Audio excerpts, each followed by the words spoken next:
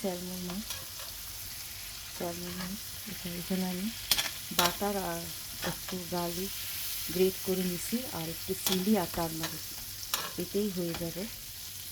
আর একটু টমেটো দিলেই, যদি টমেটো থাকে ঘরে সেটা দিতে পারে। খুব এটা মানে অনেক সময় তোমার এটা ফ্রেশ না, ফ্রোজেন স্যালমন মাছ।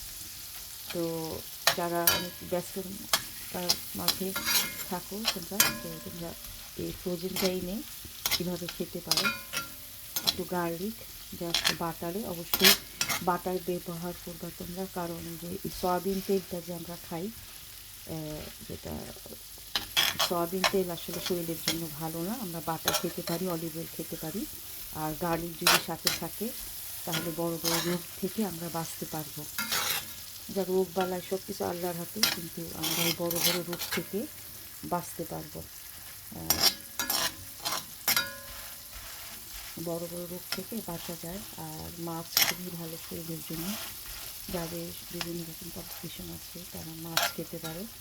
মাছটা শরীরের জন্য খুব একটা বেশি কিন্তু ঝামেলা না। যে ফ্রোজেন মাছগুলোকে একটু বের করে রেখে তোমার একটু বের করে রাখবা, আর সেটার মধ্যে একটু গার্লিক, বাটার, সল্ট, চিলি আর টারমারিক, এগুলো দিলেই কিন্তু রান্না দেখবা কত মজা লাগে। আবার ইয়ে করে টমেটো যদি কুচি করে দাও, টমেটো থাকলে ভালো, না থাকলে এটা দিয়ে কিন্তু সুন্দর করে তোমরা রাইস খেতে পারবে।